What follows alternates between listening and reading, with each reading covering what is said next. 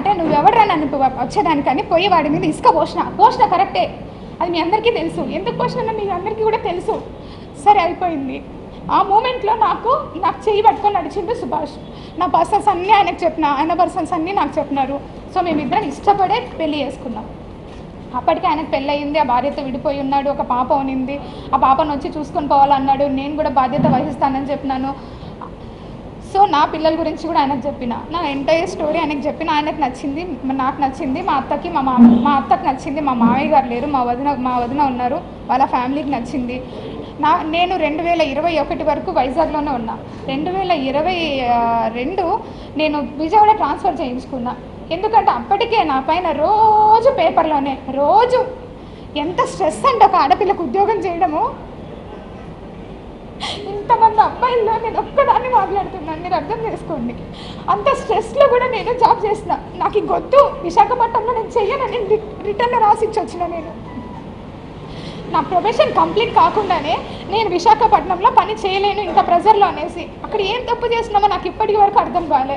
ఉద్యోగమే చేసినాం, నేనేం తప్పు చేయలే. సార్ తప్పు చేస్తుంటే నేను పనిషబుల్ అవుతాను గవర్నమెంట్ ద్వారా.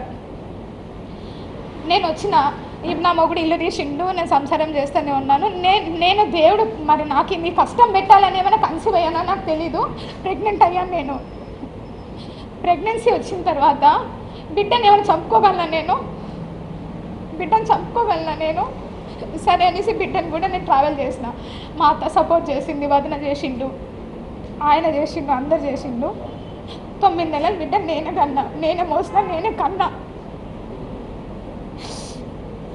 బిడ్డల్ని కూడా మీరు ఆయన మెసేజెస్ అన్నీ చూపిస్తాను మీకు. నేను ఇంకొకరి భార్య అని తెలిసి, నేను ఇంకొక బిడ్డకి తల్లినని తెలిసి కూడా నన్ను ఎంత హర్రాస్ చేశాడో, సెక్సువల్ హర్రాస్ ఎంత చేశాడో అన్ని చాటింగ్ చూపిస్తాను. నేను మీకు అబద్ధం చెప్పాను, ఎవ్రీథింగ్ చూపిస్తాను. ఈ 2000 అయిపోయింది. యూఎస్ నుంచి రిటర్న్ వచ్చాడు మదన్ మోహన్ మానిపాటి. రిటర్న్ వచ్చిన తర్వాత కూడా నేను చెప్పిన, బిడ్డ ఇది అనేసి వచ్చిన వెంటనే విశాఖపట్నం వచ్చాడు తన బిడ్డల్ని చూసుకునేదానికి. ఇదే అండి అనేసి బిడ్డను తీసుకొని చూపించినాను కూడా నేను అతనికి. చూపించిన తర్వాత అతను చాలా మెంటల్గా స్ట్రాంగ్గా ఫిక్స్ అయిపోయాను. అంత జరిగింది. తర్వాత నేను ఎందుకు అడిగినానంటే, సుభాష్ అప్పటికే సుభాష్కి తెలుసో తెలియదని నాకు తెలీదు. ట్రైబల్లో ఎప్పుడు కూడా మేము రాసుకున్నాం విడాకుల ఒప్పందం. నేను ఆయనకు రాసిచ్చిన, ఆయనకు నాకు రాసిచ్చిండు. నేను అది కూడా చెప్పిన ఆయనకి.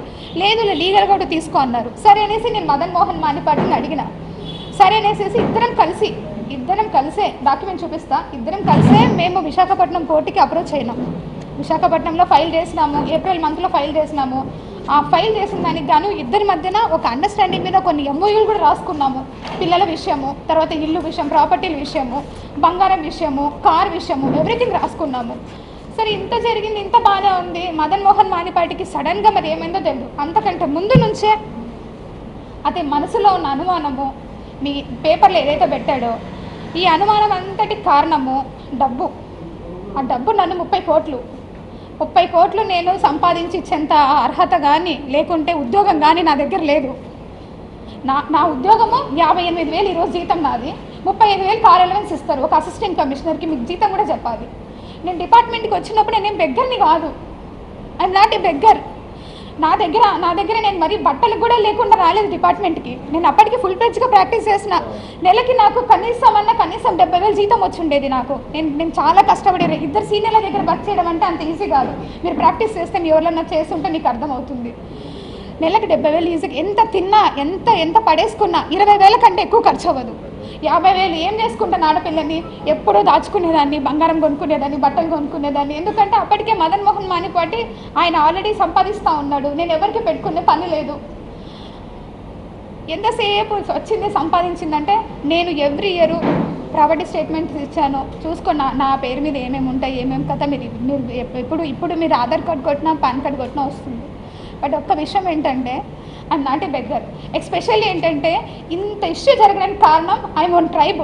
నేను ఒక ఎస్టీ అమ్మాయిని కాబట్టి ఇంతమంది నన్ను టార్గెట్ చేశారు. ఇంతమంది అంటే అందరినీ నేను అనలేనండి. నన్ను ఎవరైతే ఇంతగా ఎలా మాట్లాడుతున్నారు అనేది నాకు ఈరోజు కనీసం మీరు ఒక్కొక్కరు చెప్పాలి. మీరు అదే వేరే కులం వాళ్ళని అనగలరా? ఒక ట్రైబ్ అమ్మాయి నేను ఉద్యోగం చేయకూడదా? నేను మంచి బట్టలు వేసుకోకూడదా? నేను నగలు వేసుకోకూడదా? నేను సంపాదించకూడదా? నేను కష్టపడి అడ్వకేట్ ప్రాక్టీస్ చేశానండి. నేను ఎవరి దగ్గర ఒక సొమ్ము లాక్కోలే.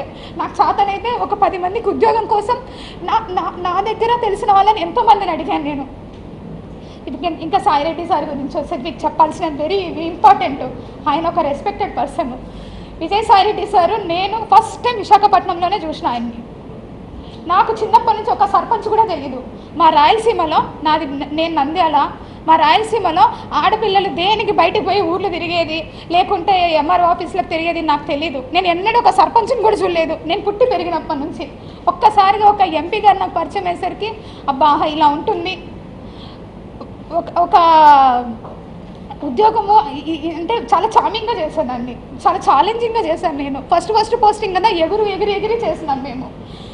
సో నేను సార్తో ప్రేమ సమాజం అనే ఒక ఇన్స్టిట్యూషన్ ఉంది, అది ఎన్విరాన్మెంట్ డిపార్ట్మెంట్లో పబ్లికేషన్ అయి ఉంది. సెక్షన్ 6C అంటే ఒక అసిస్టెంట్ కమిషనర్ కంట్రోల్లో ఉన్న ఇన్స్టిట్యూషన్ అది. ఆ సమాజంకి 30 ఎకరాల ల్యాండ్ ఉంది. ఆ ల్యాండ్ అంతా కూడా బీచ్ రోడ్లో ఉంటుంది. అందులో సాయి ప్రియ రిసార్ట్స్ అని ఉంది. ఆ రిసార్ట్స్ వాళ్ళు 30 ఎకరాల భూమిని వాళ్ళొక్కరే ఎంజాయ్ చేస్తూ చాలా తక్కువ అమౌంట్ నాకు గుర్తులేదు, అప్ టు 5 lakhs లోపే ఉంది. చాలా తక్కువ అమౌంట్ని వాళ్ళు పే చేస్తూ ఉన్నారు. అది నా దృష్టికి వచ్చింది సార్ ద్వారా. సరే అనేసి నేను ఇన్స్పెక్షన్కి వెళ్ళాను. అప్పటికే నాకంటే ముందు ఒక 10 మంది ఆఫీసర్స్ చూసింటారు అలాంటి, కానీ ఎవ్వరు ఎవిక్షన్ చేయించలేదు. నేను పోయినాను, సాయి ప్రియ సార్ వాళ్ళతో మాట్లాడాము. సార్ అన్నారు మేము ఇది వాడుకుంటున్నాం, మిగిలిందంతా కూడా ఖాళీగా ఉందన్నారు. Then I said that sir మీరు అలా ఉన్నప్పుడు మరి మా భూమి మాకు ఇచ్చేయండి, మాకు అప్పచెప్పండి. ఆ ప్రేమ సమాజం వాళ్ళు వేరే వాళ్ళకి అయినా లీజ్కి ఇచ్చుకుంటారు, వాళ్ళు ₹1 బెనిఫిట్ పొందుతారు అన్నారు. మరి మా 2.5 ఎకరాల్లో వాళ్ళు ఆల్రెడీ అప్పటికే 1/4 బిల్డింగ్ వాళ్ళ కళ్యాణ మండపం కట్టుకున్నారు, 3/4 బిల్డింగ్ మన ఎండోమెంట్ డిపార్ట్మెంట్ ల్యాండ్ వాడుతూ ఉన్నారు. సో దట్ ఆ 3/4 బిల్డింగ్కి కూడా నేను చాలా అమౌంట్ నన్నే అడిగారు ఎంత లీజ్ అమౌంట్ అని. నేను రిజిస్ట్రేషన్ డిపార్ట్మెంట్కి అప్లై చేసి అప్పుడున్న మార్కెట్ వాల్యూ ఎంత ఉందో 22.5 లక్ష అమౌంట్, 5 లక్షల లోపల అమౌంట్ కంటే 22.5 లక్ష అమౌంట్ని ఒక్కసారిగా వాళ్ళకి లీజ్కి పెంచేసి అప్పుడున్న కమిషనర్ గారు అర్జున్ రావు గారు ఇచ్చారు. ఇక్కడ నేను ఎవరి ల్యాండ్ తీసుకొని వచ్చాను? ఎండోమెంట్ భూమిగా తెచ్చాను. ఎవరికి ఇచ్చాను? ప్రేమ సమాజంకేగా తెచ్చాను. ఇది నాకు సార్తో ఉన్న పరిచయం. దాని తర్వాత ప్రతి డిస్టిక్లో కూడా ట్రస్ట్ బోర్డ్స్ ఉంటాయి. ఎండోమెంట్లో ఏమేమి జరుగుతుందో మీకు కూడా తెలియాలి కాబట్టి చెప్తున్నాను. ట్రస్ట్ బోర్డ్స్ కూడా ప్రతి ఒక్క జ్యూరిస్డిక్షన్లో ఎమ్మెల్యేలు కానీ సర్పంచులు కానీ లేకుంటే అక్కడ ఉన్న హానరబుల్ రెస్పెక్టెడ్ పీపుల్స్ ఎవరైనా సరే చెప్తే వాళ్ళు ఒక లిస్ట్ ఇస్తారు.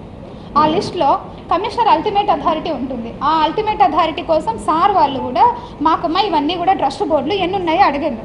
ఆ విధంగా డిపార్ట్మెంటల్ ఇష్యూసే మాట్లాడినాం సార్తో. నేను ఎక్కడ కూడా నా పర్సనల్ ఇష్యూ ఒక్కటి కూడా చేయించుకోలేదు. ఎవరైనా ఉంటే కూడా అలాంటివి ఉన్నా మీరు నాకు అడగండి, నేను చెప్తాను. ఈ విధంగా పరిచయమైన వ్యక్తి, ఆయన వయసు ఏంది? నా వయసు ఇప్పుడు 35 ఏళ్ళు, ఆయన వయసు 68 ఏళ్ళు. ఎట్లా మాట్లాడతారు మీరు? అంటే ఏ ఆఫీసరు ఏ ఎమ్మెల్యేతో మాట్లాడద్దా? ఏ మినిస్టర్తో మాట్లాడద్దా? ఏ ఆఫీసర్లు మాట్లాడద్దా? ఇప్పుడు నేను మీతో మాట్లాడుతున్నాను, ఇంత మాత్రాన మీకు నాకు ఏమైనా రిలేషన్ ఉన్నట్ట? ఒక ఆడపిల్ల మాట్లాడకూడదా? అంత పెద్ద ఆయనతో మీరు మాట్లాడేటప్పుడు కనీసం నేను ఇక్కడే ఉన్నానుగా, సస్పెన్షన్ పీరియడ్లో ఊరు దాటకూడదని నాకు ఇచ్చారు ఆర్డరు. ఆ మూమెంట్లో మీరు నన్ను అడిగి ఉండొచ్చుగా, నా నెంబర్ ఎవరి దగ్గర నుంచైనా తీసుకొని ఉండొచ్చు మీరు. సో మీరందరూ రాసినారు, మీరందరూ మీన్స్ ఎవరెవరైతే ఎలిగేషన్ వేసినారో రాసినారు, బాగుంది. ట్విట్టర్ గురించి మీరు కామెంట్ చేశారు. నేను ట్విట్టర్లో పోస్ట్ చేయకూడదా? నాకు right to freedom of speech లేదా? ఆర్టికల్ 14 నాకు అప్లై కాదా? Article 21 right to privacy. నా ప్రైవసీని అంతా తీసుకెళ్ళి ఈరోజు మీరు కొంతమంది మీడియాలో పెట్టారు. అది ఎంతవరకు న్యాయం? నా ప్రైవసీ, మీది కాదు. నాకు రైట్స్ లేవా? కాన్స్టిట్యూషన్లో వచ్చిందే SC/ST కోసం, కాన్స్టిట్యూషన్లో వచ్చిందే SC/ST కోసం. అది ఈరోజు డివేట్ అయిపోతూ ఉంది. ఒక గవర్నమెంట్ ఆఫీసర్ మాట్లాడకూడదా? మేము ఏం తప్పు మాట్లాడుతున్నాను? నేను ఏమన్నా ప్రొఫెషనల్ ఏమైనా తప్పు చేశానా? నేను నిజంగా ఆంధ్రజ్యోతి పేపర్ రాశారండి, 100 కోట్లు రాశారు ఆంధ్రజ్యోతి పేపర్ నేను సంపాదించిందని. 100 కోట్లు మీరు ఈరోజు రాసినందుకు మదన్ మోహన్ వాణిపాటి నన్ను 75 కోట్లు అడిగాడు. నేను ఏడికి వెళ్ళి కావాలా? నా ఉద్యోగ కాలం ఎంత? 4 ఏళ్ళు డిపార్ట్మెంట్కి వచ్చి నేను ఎట్లా సంపాదిస్తాను? మీరు చెప్పండి ఇక్కడ ఉందనేసి. నేను రెడీ, నేను రిజైన్ చేస్తా, పోనీ నన్ను తీసుకెళ్ళి జైల్లో పెట్టండి. ఏంటిది ఇదంతా? ఉద్యోగం చేయొద్దా? నేను కాదండి, ప్రతి ఒక్క గవర్నమెంట్ ఆఫీసరు ప్రతి ఒక్క గవర్నమెంట్ ఆఫీసర్ సఫర్ అవుతున్నారు. ఉమెన్ గవర్నమెంట్ ఆఫీసరు మీకేం తెలుసు ఎన్ని హరాస్మెంట్స్ జరుగుతుంటాయో మాకు. పొద్దున్న లేయాలా, వంట చేసుకోవాలా, పిల్లల్ని చూసుకోవాలా, పరిగెత్తాలా, ఉద్యోగం చేయాలా. నా ర్యాంకు, నాది గస్టెడ్ ఆఫీసర్ ర్యాంకు. ఎన్ని బర్డెన్స్ ఉంటాయి. మీరు నా ప్రొఫెషనల్ లైఫ్ గురించి కూడా నేను తప్పకుండా మాట్లాడతాను. నేను ఎందుకు సస్పెండ్ అయినా కూడా మీకు తెలియాలి. ఇది రైట్ టైం నేను మాట్లాడడానికి. వద్దు, ఒక స్ట్రైబ్ అమ్మాయి ఉద్యోగం చేయకూడదు అంటే నేను చెయ్యను అంతే. మేము మంచి బట్టలు వేసుకోవద్దు, మంచిగా మాట్లాడకూడదు. ఇప్పుడు నా ఎంప్లాయీస్ ఉన్నారు. ఎంప్లాయీస్కి నేను మీకు ఒక హైరార్కీ ఉంటుంది. ఎవరికి జోనల్ జర్నలిస్ట్ ఉంటారు, డిస్ట్రిక్ట్ జర్నలిస్ట్ ఉంటారు, తర్వాత మీ హెడ్ ఉంటారు, ఇవన్నీ ఉంటారు. మీకు ఒక హైరార్కీ ఉన్నప్పుడు నాకు కూడా ఒక హైరార్కీ ఉంటుందిగా. Commissioner, additional commissioner, regional joint commissioner, deputy commissioner, assistant commissioner, executive officers. ఒక డిస్ట్రిక్ట్ అడ్మినిస్ట్రేటివ్ కంట్రోల్ కింద అందరూ ఎగ్జిక్యూటివ్ ఆఫీసర్స్ ఉంటారు. దుర్గా టెంపుల్ హుండీకి కూడా అసిస్టెంట్ కమిషనరే కీస్ పంపించాలి. ఇది ఒక hierarchy. Section 6A, B, C అని 3 ఇన్స్టిట్యూషన్స్ ఉంటాయి, 3 హైరార్కీలు ఉంటాయి. నేను నా కంట్రోల్లో ఉండే అన్నీ కూడా సెక్షన్ 6C ఇన్స్టిట్యూషన్స్, అంటే బిలో 5 lakhs రూపీస్ ఉన్న ఇన్కమ్ ఉన్న ఇన్స్టిట్యూషన్స్ నా దగ్గర ఉంటాయి. నాకు 9 ఛార్జీలు పెట్టారు. ఆ 9 ఛార్జీల్లో ఒక ఛార్జీ నెంబర్ 5 మాత్రమే నాకు సంబంధించింది. మిగిలిన 8 ఛార్జీలు సెక్షన్ 6Aకి సంబంధించినవి, అంటే రీజనల్ జాయింట్ కమిషనర్ కంట్రోల్లో ఉంటాయి. సెక్షన్ 6B ఒక డిప్యూటీ కమిషనర్ కంట్రోల్లో ఉంటాయి. సెక్షన్ 6D మఠం కమిషనర్ కంట్రోల్లో ఉంటుంది. నాకేమీ లీజ్ అమౌంట్ కలెక్ట్ చేసుకొని బ్యాంకులో వేసే అథారిటీ నాకు ఉండదు. I'm the supervising officer. The assistant commissioner is a district supervising officer. ఎక్కడైనా థెఫ్ట్ జరిగినా ఇమీడియట్గా పోయి నేను యాక్షన్ తీసుకొని దాని మీద కేసు ఫైల్ చేసేసి నేను కమిషనర్కి రిపోర్ట్ చేయాలి. ఎవరైనా ఎంక్రోచ్మెంట్ జరిగినా నేను చేయాలి. ఎవిక్షన్ నేను చేయించలేదని నాకు ఛార్జ్లో పెట్టారు. విశాఖపట్నంలో 1200 కోట్ల భూమిని తెచ్చి కలిపాను నేను ఎండోమెంట్ డిపార్ట్మెంట్లోకి. ఎన్ని ఎవిక్షన్స్ చేయించామో, ఎన్ని కొట్టేసినామో మీకే తెలుసు. అన్ని కాపాడిన వాళ్ళం ఇక్కడ చేయలేక కాదు.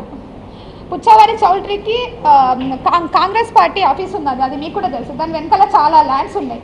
నేను ఎవిక్షన్కి పగడబందీగా అన్నీ రెడీ చేసుకున్నాను. నేను అప్పుడున్న మినిస్టర్ గారు ఆగమన్నారు, ఆగాం.